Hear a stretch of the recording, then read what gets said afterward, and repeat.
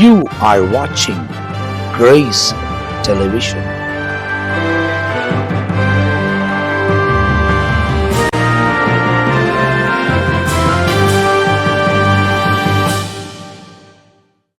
ஆண்டவரும் அருமை இரட்சகராக இயேசு கிறிஸ்துவின் நாமத்தினால் உங்கள் யாவருக்கும் என்னுடைய அன்பின் வாழ்த்துக்களையும் ஸ்தோத்திரங்களையும் நான் தெரிவித்துக் கொள்கிறேன். தேவனுடைய பெரிதான கிருபையால் நித்திய ஜீவன் என்ற இன்னொரு பகுதியில் உங்களை சந்திப்பதிலே நான் மிகுந்த மகிழ்ச்சி அடைகிறேன். இந்த நித்திய ஜீவன் நிகழ்ச்சிக்காக வசனத்தை ஆராய்ந்து பார்க்கும் போது நான் மிகுந்த சந்தோஷப்படுகிறேன். என் உள்ளம் மிகவும் மகிழ்ந்து களி கூறுகிறது. காரணம், வேதத்தை ஆராய அதில் உள்ள வசனங்களை உட்கொள்ளும் போது தேனிலும் சுவையாய் என் ஆத்துமாக்கு அவைகள் பலனாயிருக்கிறது. இன்றைக்கு இந்த நிகழ்ச்சியில் ஆண்டவர் சில முக்கியமான காரியங்களை நம்மோடு கூட பேச போகிறார். தொடர்ந்து இந்த நித்திய ஜீவன் என்ற நிகழ்ச்சி உங்களுக்காக வழங்கப்படுவதற்கு காரணம், நம் தேவனுடைய ராஜ்யத்துக்குள் பிரவேசிக்கக்கூடியவர்களாக இந்த உலக வாழ்க்கையை வாழ வேண்டும் என்று வேதத்தில் நாம் அறிவுறுத்தப்பட்டிருக்கிறோம். ஆகையால் தான் அப்போஸ்தலன் பவுல் என்ன சொல்கிறாரு அப்படின்னா, நல்ல போராட்டத்தை போராடினேன். இந்த உலக வாழ்க்கையில் இயேசு அவரை சந்தித்த பிறகு, தமஸ்கோக்கு போகிற அந்த வழியில் சந்தித்த பிறகு அவர் வாழ்க்கை மாற்றப்படுகிறது.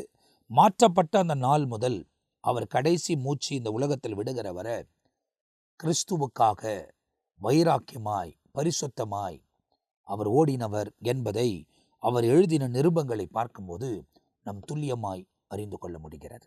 ஆகையால் அப்போஸ்தலனாகிய பவுல் சொல்லுகிறார், நல்ல போராட்டத்தை போராடினேன், என் ஓட்டத்தை முடித்தேன், எனக்காக வைக்கப்பட்டிருக்கிற நீதியின் கிரீடத்தை நான் பெற்றுக்கொள்ளப் போகிறேன் என்பதை அவர் சொல்லுகிறார். அப்படியானால் அவர்கள் இந்த உலக ஐஸ்வர்யத்துக்காகவோ, உலகத்தில் உள்ள மகிமைக்காகவோ, உலகத்தில் உள்ள பொருட்களுக்காகவோ, உலகத்தில் உள்ள இந்த வாழ்க்கைக்காகவோ அவர்கள் போராடவில்லை. அவர்கள் நித்திய ராஜ்யத்துக்காகவே இந்த உலகத்தில் உழைத்தார்கள் என்பதை அவர்களின் வாழ்க்கையின் முறை நமக்கு மிகவும் துல்லியமாய் சொல்லப்பட்டிருக்கிறது. இப்போ நீங்கள் பார்க்கும்போது இந்த நித்திய ஜீவன் நிகழ்ச்சியை தியானித்து கொண்டிருக்கிற இந்த நாளிலே நம்மை சுற்றி நடக்கிற எல்லா காரியத்தையும் நம் மிக துல்லியமாக அறிந்திருக்கிறோம். ஒரு பக்கம் யுத்தம், ஒரு பக்கம் பஞ்சம், ஒரு பக்கம் மனிதர்களுக்கு விரோதமாய் மனிதர்கள் எழும்புகிறார்கள், பாவத்தின் பெருக்கம் உண்டாகுகிறது, நவீனத்துவத்தின் அதிகரிப்பு, டெக்னாலஜி அது நிறைய விதத்தில் உயர்ந்து கொண்டே இருக்கிறத நாம் பார்க்கிறோம். ஆனால் வெகு சீக்கிரத்தில் இவைகளெல்லாம் ஒரு முடிவுக்குள் வரப்போகிறது என்பதை நாம் அறிந்து கொள்ள வேண்டும். இந்த இடத்துல அப்போஸ்தலனாகிய பவுல் கொரிந்தியருக்கு எழுதின முதலாவது நிருபத்தில் நீங்கள் எடுத்து வாசித்து பார்த்தீங்கன்னா 15ஆம் அதிகாரத்தில் 51 வசனத்தை தான் இன்றைக்கு உங்களுக்கு நான் தியானத்துக்கிட்டு கொண்டு வரேன். இந்த இடத்துல என்ன சொல்லப்பட்டிருக்குன்னா, Behold, I tell you a mystery, we shall not all sleep, but we shall all be changed. நாம் எல்லாம் நித்திரை அடைய போகிறவர்கள் அல்ல, நாம் கண்ணிமைக்கு நேரத்தில் மாற்றப்பட போகிறோம், இல்லை மறுரூபமாக்கப்பட போகிறோம். In a moment, in a twinkling of an eye, at the last trumpet என்பதாக சொல்லப்பட்டிருக்கு. இதை இன்னொரு டிரான்ஸ்லேஷனில் வாசித்து பார்த்தீங்கன்னா at the last trump என்பதாக சொல்லப்பட்டிருக்கு. இன்னொரு டிரான்ஸ்லேஷனை எடுத்து வச்சிருக்கிறேங்க, இந்த இடத்துல எடுத்து வச்சிருக்கிறேன். இன்னொரு டிரான்ஸ்லேஷன்லேயும் ரொம்ப அழகாக அதை குறித்து நமக்கு வசனம் நமக்கு ரொம்ப அழகாக சொல்லுகிறது. அதே கேஜேவி தான். என்ன சொல்லப்படுது அப்படின்னா, Behold, I shew you a mystery, we shall not all sleep, but we shall be changed. 52ஆம் வசனம். In a moment, in a twinkling of an eye, at the last trump, for the trumpet shall sound, and the dead shall be raised incorruptible, and we shall be changed என்பதாய் இந்த இடத்தில் எழுதப்பட்டிருக்கிறது. இங்க Trump என்ற ஒரு வார்த்தையை அந்த நாட்களிலே பவுல் உச்சரிக்கிறார். இந்த நாட்களில் நாம் டொனால்ட் ட்ரம்பை, அமெரிக்க அதிபரை நாம் பார்க்கிறோம். மிகுந்த போராட்டத்துக்கு பிறகு அவர் இந்த தேர்தலை வெற்றி சிறந்திருக்கிறார். போன தேர்தலிலே அவர் தோல்வி சந்தித்ததுக்கும் சில காரணங்கள் உண்டு. கடைசி நாட்களுக்காக அவரை கர்த்தர் வைத்திருந்து இந்த நாட்களில் கொண்டு வந்திருக்கிறார். அப்போ ஒரு வேளை ட்ரம்ப் என சொல்லக்கூடியவர் அவராய் கூட இருக்கலாம்ல. எப்படி ஒரு மனுஷனை நீங்கள் சொல்லுகிறீர்கள் அப்படின்னு கேட்டிங்கன்னா, பழைய ஏற்பாட்டில் ஏசாயா தீர்க்கதரிசினால ஒரு சம்பவம் சொல்லப்படுகிறது. சைரஸ் என்ன சொல்லக்கூடிய ஒரு ராஜா, ஏசாயா 45ஆம் அதிகாரத்தில் அங்க தேவன் சொல்லுகிறார். முதலாவது வசனத்தை வாசிக்கிறேன். Thus says the Lord to his anointed, to Cyrus, whose right hand I have held, to subdue the nation before him, and loose the armor of kings, to open before him a double doors, so that the gate will not be shut என்பதாய் ஒரு ராஜாவை குறித்து ஏசாயா தீர்க்கதரிசியின் மூலியமாய் ஆண்டவர் சொல்லுகிறதை வேதாகமத்தில் இந்த இடத்துல நமக்கு சொல்லப்பட்டிருக்கிறது. இந்த சைரஸ் யாரு அப்படின்னு சொன்னாக்கா, இவர்தான் இடிக்கப்பட்ட தேவ ஆலயத்தை, நேபுகாத்நேச்சரால இடிக்கப்பட்ட தேவனுடைய ஆலயத்தை இரண்டாவது முறை கட்டமுடியாய் நியமிக்கப்பட்ட ஒருவர். இவரின் மூலியமாய்தான் தேவாலயத்துக்கு தேவையான எல்லாமே அவர்களுக்கு கொடுக்கப்படுகிறது. அந்த நாள் முதல் கொண்டு அவர்கள் தேவாலயத்தை கட்டி முடித்த நாட்கள் தானியேலின் தீர்க்கதரிசனம் பிரகாரம் 49 வருஷங்களாகி 50வது வருஷத்துக்குள் அதை அவர்கள் மீண்டுமாய் அந்த இடத்தில் பலி செலுத்தினார்கள் என்பதாக வேதத்தில் எழுதப்பட்டிருக்கிறது. அப்படியானால் இந்த சைரஸை குறித்து ஏசாயா தீர்க்கதரிசியின் மூலியமாய் தேவன் ஒரு ராஜாவை குறித்து நியமித்தது 150 வருஷத்துக்கு முன்பதாகவே இந்த தீர்க்க தரிசனம் உரைக்கப்பட்டிருக்கிறதை வேத கால அடிப்படையிலே நாம் தெளிவாய் பார்க்க முடிகிறது. அப்படியானால் ஒரு ராஜ்யத்தை கட்டுவதற்கு, ஒரு காரியத்தை தேவன் செய்வதற்கு 150 வருஷத்துக்கு முன்பதாகவே ஒரு காரியத்தை நியமித்து அவரால் சொல்ல முடியுமானால், ஏன் ட்ரம்பை கொண்டு வந்து ஆண்டவர் இந்த காலத்தின் காரியங்களை மாற்றி காரியங்களை செய்ய முடியாது என்பதை நீங்கள் யோசித்து பாருங்கள். எவ்வளோ போராட்டங்கள் இருந்தது, எவ்வளோ பிரச்சனைகள் இருந்தது. ஆனாலும் ட்ரம்ப் எல்லா காரியத்தையும் தாண்டி வந்து இப்போது வருகிற 20ஆம் தேதி, ஜனவரி 20ஆம் தேதி பதவியேற்க போகிறார். அதுவும் கடைசி எக்காலமாக நமக்கு இருக்கலாம். இவைகளெல்லாம் ஆண்டவர் நமக்கு உணர்த்தலாம். ஒருவேளை எப்படின்னு நமக்கு சொல்லவே தெரியாது. ஆனால் வேதத்தை நீங்கள் வாசிக்க நீங்கள் அதன் ஆழத்தின் அர்த்தங்களை நாம் தெளிவாய் தெரிந்து கொள்ள முடியும். தேவனுக்கு ஏற்ற ஒரு காலத்தை நாம் வேதத்திலிருந்து கணித்து பார்க்கும் போது நாம் கடைசி மணி நேரத்தில் வாழ்ந்து கொண்டிருக்கிறோம் என்பதை நீங்கள் தெளிவாய் அறிந்து கொள்ள வேண்டும். இந்த வசனத்தை வாசிக்கும் போது அங்கே தான் எனக்கு ரொம்ப ஆச்சரியமாக இருந்தது. அதுவும் இந்த டிரான்ஸ்லேஷனில் வாசிக்கும் போது, இந்த டிரான்ஸ்லேஷனில் KJV லைட் என்ற ஒரு டிரான்ஸ்லேஷன் இருக்குது. அதில் நீங்கள் வாசித்தீங்கன்னா அதில் என்ன சொல்லப்பட்டிருக்கு அப்படின்னு சொன்னாக்கா 52ஆம் வசனம், அதாவது 1 கொரிந்தியர் 15ஆம் அதிகாரம் 52ஆம் வசனம். இதில் என்ன சொல்லுதுன்னா, in a moment, in a twinkling of an eye, the last trump, for the trumpet shall sound. The last trump, the trumpet shall sound அப்படின்னு இருக்கு. ஒருவேளை இவர் கடைசி ராஜாவாய் ஆண்டவர் இந்த உலகத்தின் அதிபதியை காண்பித்து, ஒருவேளை இவர் வந்து எருசலேமை தலைநகரமாக மாற்றி அந்த டெல்வி பகுதியிலிருந்து 2018 இங்கேருந்து 6 வருஷத்துக்கு முன்னே அந்த டெல்வி பகுதியிலிருந்து அவங்க இருக்கிற அந்த US எம்பசியை அவங்க கொண்டு வந்து எருசலேமில் வைத்திருக்கிறதை நாம் அறிந்திருக்கிறோம். இப்படி உலகம் அதரக்கூடிய அளவுக்கு ஒரு முடிவை எடுத்து ஏறக்குறைய 2000 வருஷம் கிட்ட நடக்காத ஒரு காரியத்தை இவர் தன்னுடைய ஆட்சியின் காலத்தில் திடீரென்று அது நிறைவேற்றும் போது உலகமே திரும்பி பார்க்க வைத்தது. பலர் அதை குறித்து விமர்சித்தார்கள். அதை குறித்து அவர்கள் கவலைப்படவில்லை. அவர் தேவ திட்டத்தின்படி அதை நிறைவேற்றினார். துல்லியமான நேரத்தில் அவைகள் நிறைவேற்றப்பட்டது. இப்போ அடுத்தது எருசலேம் தலைநகரம் ஆயிடுச்சு. உங்களுக்கு கட்டப்பட வேண்டியது ஒன்று தேவ ஆலயம். இந்த தேவ ஆலயம் கட்டப்படுவதற்கு எல்லா பொருட்களும் ஆயத்தமாக இருக்குது. அதை பல காணொளியில் நீங்கள் பார்த்துட்டு வரலாம். பலர் அதை குறித்து பேசியிருக்கிறாங்க. நீங்கள் யூடியூப்பில் அதெல்லாம் பார்த்து தெரிஞ்சு கொள்ளலாம். இந்த தேவாலயம் கட்டுவதற்கு எல்லா பொருட்களும் ஆயத்தமாக இருக்குது. இந்த தேவாலயம் கட்டி முடித்த பிறகு பலி செலுத்துவதற்கு கடாரியும் ஆயத்தமாக இருக்குது. அப்போ நீங்கள் கேட்கலாம், ஏன் பலி செலுத்தணும்? இயேசு நமக்காக பலி ஆயிருக்கிறார்ல. ஆமாம், இயேசு நமக்காக பலியாக இருக்கிறார். திருச்சபையை ஆண்டவர் சம்பாதித்தார். இந்த திருச்சபையானது எடுத்து கொள்ளப்பட்ட பிறகுதான் இந்த காலம் நியமிக்கப்படுகிறது. நீங்கள் அறிந்திருக்க வேண்டும். இதை பேசும்போது அன்பு போதகர் பிஷப் ரெவரண்ட் பென்னி ஏசாயா அவர்கள் ஒரு செய்தியில் ரொம்ப தெளிவாய் அதை கடந்த நாட்களிலே நாங்கள் ஜெப நாட்களில் இருக்கும் போது அதை அவர் பேசினார்.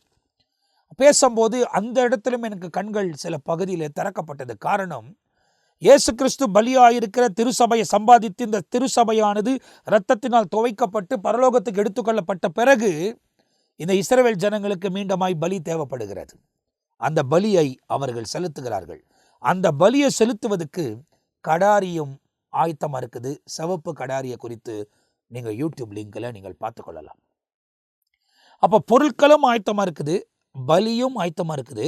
இப்போ அலாஸ்காவில் இருக்கிற அந்த மலையின் மீது ஒரு மசூதி இருக்குது. இது யாரால் கட்டப்பட்டதுன்னா டர்க்கி, இப்போ இருக்கிற துருக்கினால் கட்டப்பட்டிருக்கு. இந்த மசூதி அந்த இடத்திலிருந்து எடுக்கப்பட்டு தேவாலயம் கொண்டு வர வேண்டும். ஒருவேளை யாருக்கு தெரியும், ட்ரம்ப் வரப்போகிற அடுத்த 4 வருஷத்தில் இந்த தேவாலயத்தை கட்டுவதற்கு அனுமதியும் கொடுப்பதற்கு வாய்ப்புகள் இருக்குது, நமக்கு தெரியாது. அப்படி அதை கொடுப்பாரானால் இந்த ஆலயம் கட்டப்படுவதற்கு முன்பதாக திருச்சபையானது எடுத்துக்கொள்ளப்பட வேண்டும்.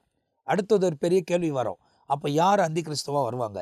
வரும்போது தான் நமக்கு தெரியும். ஆனால் நம்ம இங்கே இருக்கக்கூடாது. ஒருவேளை நம்ம ஆட்டுக்குட்டியின் கல்யாணத்தில் இருக்கும் போது எங்கே என்ன நடக்குதுன்னு காமிப்பாரோ இல்லைன்னு நமக்கு தெரியாது. ஒருவேளை அது இல்லைன்னா யார் அந்தி கிறிஸ்துவா வந்து போனாங்கன்னு நமக்கு தெரியாது. கைவிடப்பட்டவர்களுக்கு மாத்திரம்தான் தெரியும் யார் அந்தி கிறிஸ்துவா இந்த உலகத்தில் வெளிப்பட போகிறான் என்று. நீங்கள் தப்பித்து கண்ணிமிக்க நேரத்தில் மறுரூபமாக்கப்பட்டு மத்திய ஆகாயத்தில் ஏற்றுக்கொள்ளப்பட போகிறீங்களா, இல்லை கைவிடப்பட்டவர்களாய் உலகத்தில் வாழ்ந்து அந்தி கிறிஸ்துவெல்லாம் பார்த்துட்டு அதுக்கு பிறகு இரத்த சாட்சியாக மரித்து பரலோகத்தில் வந்து சேரப்போகிறீர்களா என்பது எனக்கு தெரியாது. ஆனால் தேவனுக்கு ஏற்ற ஒரு வாழ்க்கை இந்த உலகத்தில் வாழும்போது நிச்சயமாய் கைவிடப்படாதவர்களாய் கண்ணிமிக்க நேரத்தில் மறுரூபமாக்கப்பட்டு அங்கே போய் சேர்றது தான் சேஃப் என்பதை நான் உணர்கிறேன். அப்படி அந்த வாழ்க்கை நீங்கள் வாழ வேண்டுமானால் கிறிஸ்துவுக்குள் தரித்து நீங்கள் வாழ்ந்தால்தான் அந்த ராஜ்யத்துக்குள் பிரவேசிக்க முடியும், ஆட்டுக்குட்டியின் கல்யாணத்துக்குள்ளே நீங்கள் பிரவேசிக்க முடியும் என்பதை நீங்கள் துல்லியமாய் அறிந்து கொள்ள வேண்டும். பைபிளில் வாசித்த பார்த்த போதே எனக்கு ரொம்ப ஆச்சரியமாக இருந்துச்சு இந்த இடத்துல. ஏன்னா இந்த வசனத்தில் மீண்டும் மீண்டுமாக சொல்லுது, in a moment, in a twinkling of an eye, the last trump, for the trumpet shall sound. பாருங்க, the last trump, the trumpet shall sound. ஒருவேளை இவர் கடைசி ராஜாவை வச்சுட்டு இவர் மூலியமாய் இந்த எக்காலம் துணிக்கலாம். 2 விஷயம் நடக்கும். ஒருவேளை இதை ஆரம்பிக்க போறாங்கன்னா அந்த இடத்துல கொண்டு வந்து எக்காலத்தை ஊதுவாங்க. அந்த எக்காலம் கூட திருசபையை இங்கிருந்து மத்திய ஆகாயத்துக்கு கொண்டு போய் விடலாம். ஆனால் கண்ணிமிக்க நேரத்தில் மறுரூபமாக்கப்பட போகிறோம். அதை குறித்து வேதத்தில் நமக்கு துல்லியமாய் சொல்லப்பட்டிருக்கிறது.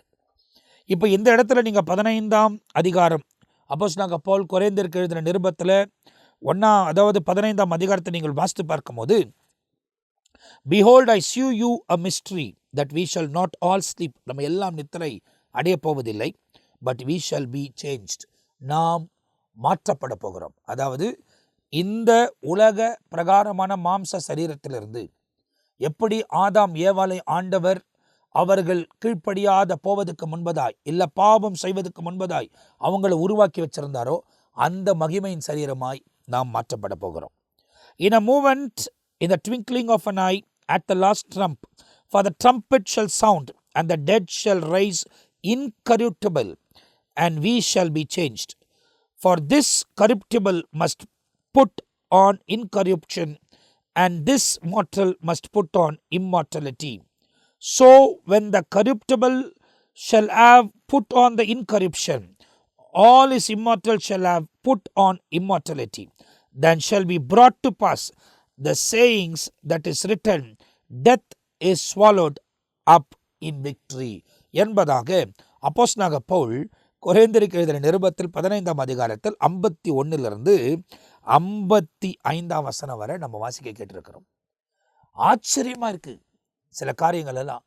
சைரஸ் என்ன ராஜா குறித்து 150 வருஷத்துக்கு முன்னையே ஏசாயா தீர்க்கதரிசிக்கு ஆண்டவர் வெளிப்படுத்தி அந்த குறிப்பிட்ட காலத்தில் அவரை கொண்டு வந்து அவர் மூலியமா எழுதப்பட்ட டிகிரினால தான் 2வது தேவாலயம் கட்டப்பட்டிருக்கிறது. இந்த 2வது தேவாலயம் கட்டப்பட்டு இருந்தது. இயேசு கிறிஸ்து இந்த உலகத்தில் பிறந்து வாழ்ந்து பிதாவின் சித்தத்தை நிறைவேற்றி மரித்து அடக்கம் பண்ணப்பட்டு உயிரோடு எழும்பி 40 நாள் அளவும் சீஷர்களை பலப்படுத்தி அவங்க பார்த்து கொண்டே இருக்கும்போது வானத்துக்கு ஏறி போயிட்டாரு. உலகம் முழுவதும் கடந்து போய் நீங்கள் சுவிசேஷம் அறிவிங்கன்னு சொல்லிட்டாரு. அவர் சொல்லிட்டு போன பிறகு இவர்கள் எல்லாரும் பரிசுத்த ஆவியின் அபிஷேகத்தை அடுத்த 10வது நாள் பெறுகிறார்கள். பெற்ற பிறகு பரிசுத்த ஆவியானவரால் நடத்தப்பட்ட இவர்கள் உலகத்தில் எல்லா பகுதிகளுக்குள்ளும் கடந்து போய் இந்த நற்செய்தியை அவர்கள் அறிவித்ததாக சரித்திரத்திலும் பார்க்க முடிகிறது. வேதாகமத்திலும் துல்லியமாய் அவைகள் எழுதப்பட்டிருக்கிறது. அதுல நம்ம இந்தியா தேசத்துக்கு வந்தவர் தான் தோமா. இப்ப நீங்க பாப்பீங்கன்னா இந்த காரியத்தை ரொம்ப தெளிவா நீங்க புரிந்து கொள்ளணும். தொடர்ச்சியாய் ஒவ்வொரு காரியத்திலும் நாம் முன்னேறி கடந்து போவதற்கு தேவன் நமக்கு உதவி செய்வதற்கு அவர் சர்வ வல்லமை உள்ள தேவனாய் இருக்கிறார். எல்லா தீமைக்கும் விலகி காத்து தம்முடைய பிரசன்னத்தினால் நிரப்பி தம்முடைய மகிமையால் நிரப்பி இரக்கத்தால் நிரப்பி இவைகளை நமக்கு தேவன் அறிவிக்கிறார். அவைகளை நீங்கள் தெளிவாய் தெரிந்து கொள்ள வேண்டும். இந்த இடத்துல நீங்கள் வசனத்தை வாசித்து பார்த்தீங்கன்னா அந்த சைரஸ் என்ற ராஜாவை 150 வருஷத்துக்கு முன்னமாவே சொல்லி இந்த ஆலயம் கட்டப்படுகிற நாட்களிலே நேபுகாத்நேச்சரால, ஏன்னா அந்த ஆலயம் கட்டப்படுகிறது முதலாவது அப்போது இடிக்கப்படுகிறது. இடிக்கப்பட்ட 550 நினைக்கிறேன். அதை குறித்து நாம் பார்க்கும்போது அதை பார்த்துக்கொள்ளலாம். அந்த நாட்களில் இடிக்கப்படுகிற அந்த தேவாலயம் மீண்டுமாய் இந்த சைரஸ் எண்ணக்கூடிய அவர்களுடைய அந்த அடிப்படையில் தான் அந்த ஆலயம் கட்டப்படுகிறது. 49வது வருஷத்தில் கட்டி முடிக்கிறார்கள். அதுதான் தானியேலின் தீர்க்க தரிசனத்தில் 70 வாரத்தில் 7 வாரங்களாய் குறிக்கப்படுகிறது. 49 வருடங்கள். அந்த 49 வருடங்கள் கட்டி முடித்தவுடனே 50வது வருடத்திலே அந்த இடத்தில் பலி செலுத்தப்படுகிறது. அந்த பலி செலுத்தப்பட்ட அந்த நாளிலிருந்து 434 வருஷம், அதாவது 62 வாரங்கள், 434வது வருஷத்துல மேசியா சங்கரிக்கப்படுவார். த மேசியா ஷல் பி கட் ஆஃப் அப்படின்னு சொல்லிட்டு தானியேல் தீர்க்க தரிசன புத்தகத்தில் எழுதப்பட்டிருக்கும். மேசியா சங்கரிக்கப்படுவார். சரியா 400 வருஷம் இருண்ட காலம். 34வது வருஷத்தில் அந்த 33 வயசுல இயேசு சங்கரிக்கப்படுகிறார். அந்த தீர்க்க தரிசனம் தெளிவாய் நம்முடைய அந்த காலங்களிலே நிறைவேறி இருக்கிறது. அதை நிறைவேறி முடிந்த பிறகு இப்போது இயேசு மரித்து இன்னும் 2000 வருஷம் ஆகலை. ஏன்னா இயேசு கிமு 4 பிறந்திருப்பாரானால் கிபி 30 அவரை சிலுவையில் அடித்தார்கள். கிபி 30 அவர் மரித்திருப்பாரானால் இப்போது நம்ம கேலண்டர், ரோமர் கேலண்டர் பிரகாரம் இந்த 2030 வந்தால்தான் அது 2000 வருஷம் முடிகிறதை நீங்கள் அறிந்து கொள்ள வேண்டும்.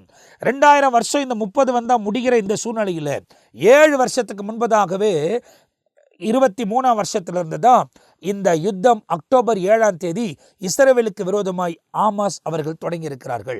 அது இஸ்புல்லாவுக்கு வந்து, ஹவுதீஸ் வந்து, ஈரான் வந்து, எகிப்து வந்து, டர்க்கி வந்து, இப்போ எல்லா தேசமும் 58 தேசங்கள், எல்லா தேசமும் ஒன்றா சேர்ந்து இஸ்ரவேலுக்கு விரோதமாய் இப்போது உண்மையாகவே கூடியிருக்கிறார்கள்.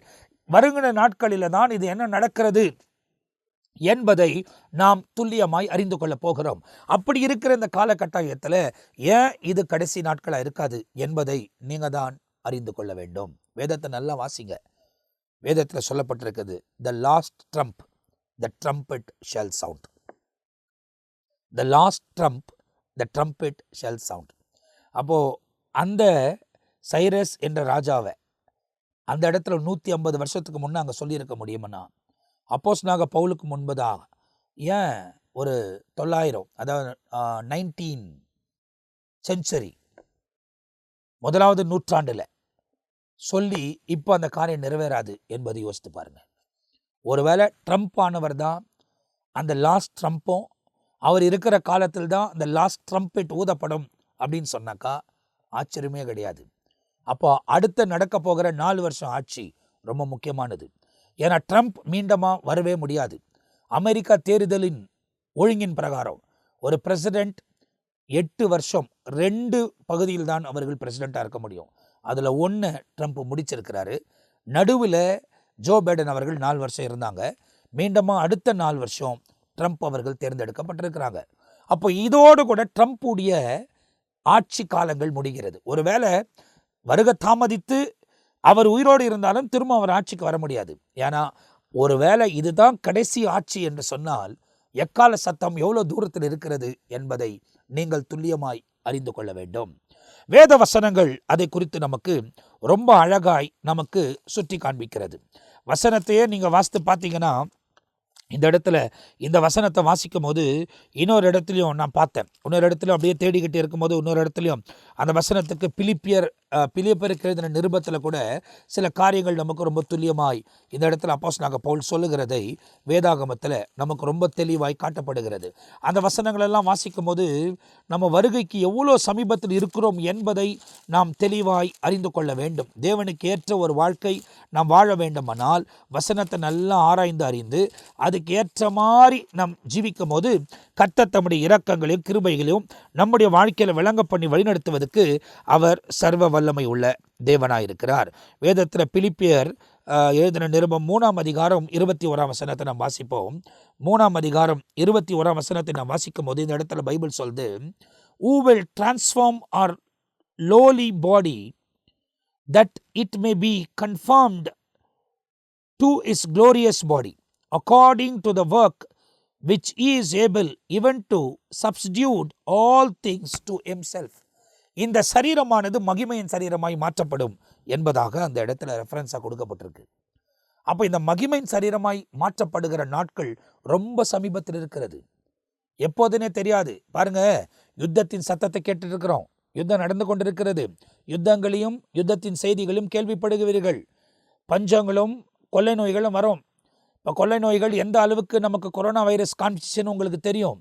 இப்போ என்ன சொல்கிறாங்க, ஆஸ்திரேலியாவில் ஏறக்குறைய 323 இல்லை 330 வைரஸ் காணாமல் போயிருக்கு.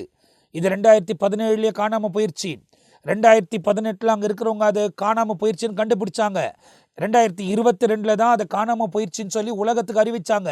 இப்போது அதுக்கு ஒரு ஆளை போட்டு நியமித்து அவங்க தேடிக்கிட்டு இருக்கிறாங்க. இது எந்த நிலைக்கு போய் முடியும் என்று நமக்கு தெரியாது.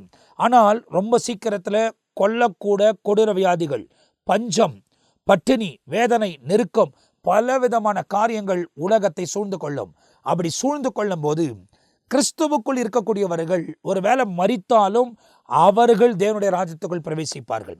அப்படி இல்லையானால் உயிரோடு இருந்தாலும் மகிமையின் சரீரமாய் மாற்றப்பட்டு அந்த மத்திய ஆகாயத்துக்குள்ள அவர்கள் பிரவேசித்து விடுவார்கள்.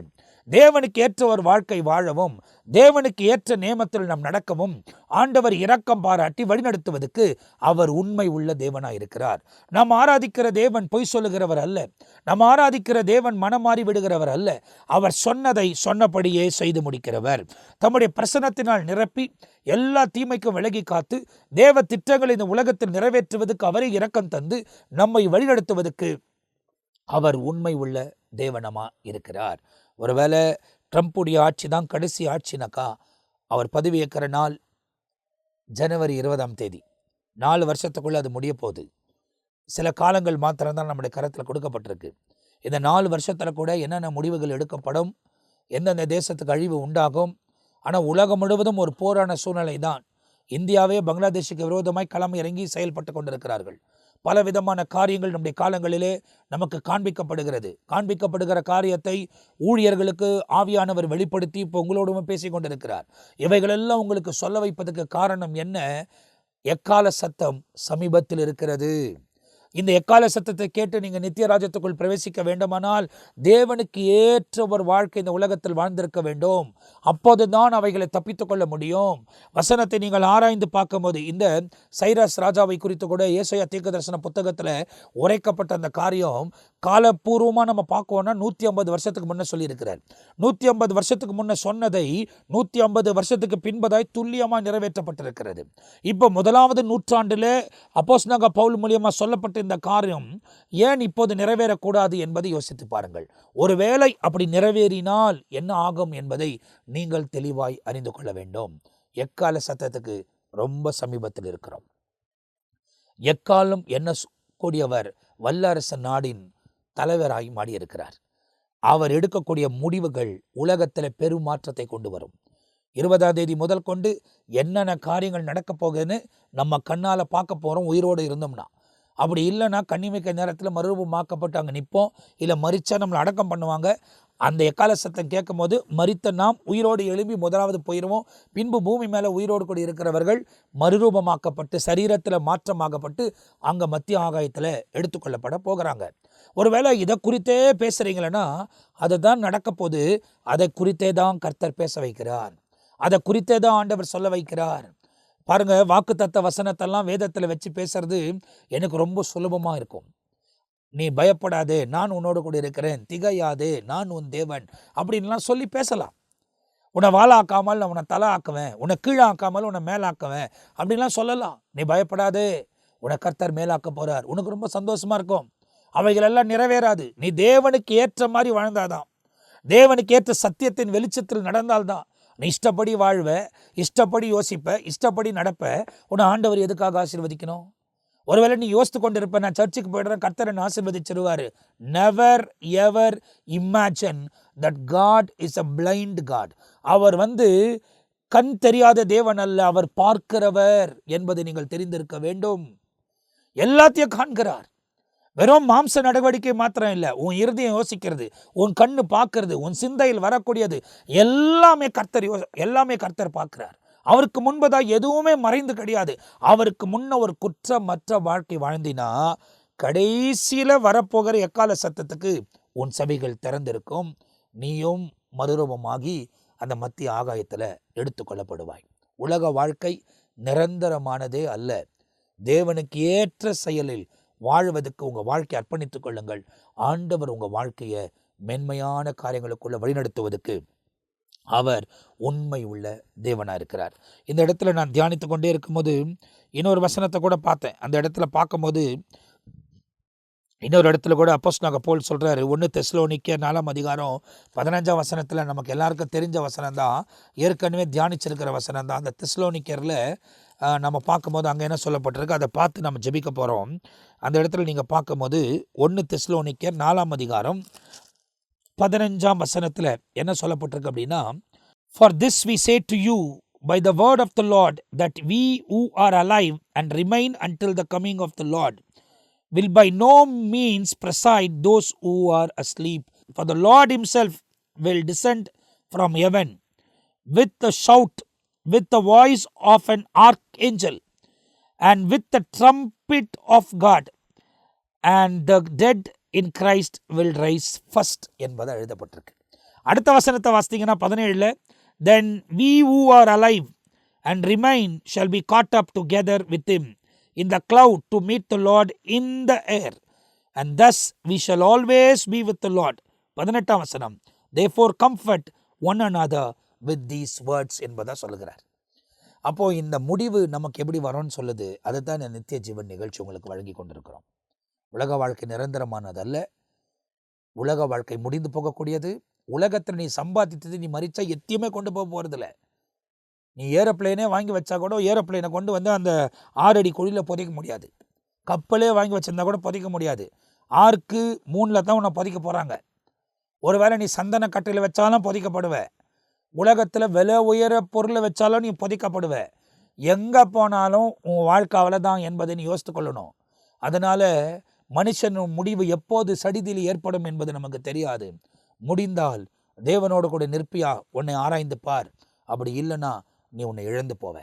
தேவனுக்கு ஏற்றவர் வாழ்க்கை வாழ உங்களை அர்ப்பணித்துக் கொள்ளுங்கள். மனம் திரும்புங்கள். பரலோக ராஜ்யம் சமீபத்திருக்கிறது. எக்கால சத்தம் வெகு சீக்கிரத்தில் துணிக்கப் போகிறது. அந்த சத்தத்துக்கு உன் இருதயம் ஆயத்தமாக இருக்க வேண்டுமானால் கிறிஸ்துவுக்குள் நிலைத்திருங்கள். தேவனுக்கு ஏற்றவர் வாழ்க்கை வாழுங்கள். ஆண்டவர் உங்கள் வாழ்க்கையில் மேன்மையான காரியங்களை செய்வார். நான் உங்களுக்காக ஜெபிக்க போகிறேன். என்னோடு கூட இணைந்து நீங்களும் ஜெபியுங்கள். நாம் ஜெபிக்கலாமா? நல்ல பிதாவே, இந்த நிகழ்ச்சியை பார்க்கிற ஒவ்வொருவருக்காக நான் ஜெபிக்கிறேன். அநேக வேதத்தின் காரியங்களை எங்களோடு கூட போதித்து கற்றுக் கொடுத்து அதை பேச வைக்கிறதுக்காக ஸ்தோத்திரம். பேசப்படுகிற ஒவ்வொரு வார்த்தையும் அவர்கள் புரிந்து கொள்வதற்கு கர்த்தர் இரக்கம் பாராட்டும். தீமைக்கும் சத்துருவின் திட்டங்களுக்கும் விலகி காத்து இவர்கள் வஞ்சிக்கப்படாதபடி இவர்கள் கோதுமையாய் களஞ்சியத்தில் சேர்க்கப்படக்கூடியவர்களாய் மாற்றிக்கொள்ளும்.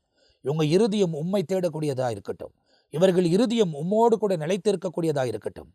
இருதயத்தில் பொல்லாத உலக சிந்தைகளும் உலக உயர்வுகளும் ஐஸ்வர்யத்தின் மைக்கத்தில் இவர்கள் வாழாதபடி எல்லா தீமைக்கும் விலகி காத்து எங்களை எல்லாரையும் உமக்கு ஏற்ற ஒரு வாழ்க்கை இந்த உலகத்தில் வாழ்ந்து எங்கள் ஓட்டத்தை நல்லா முடிப்பதுக்கு ஆண்டவர் எங்களுக்கு இரக்கம் பாராட்டும்.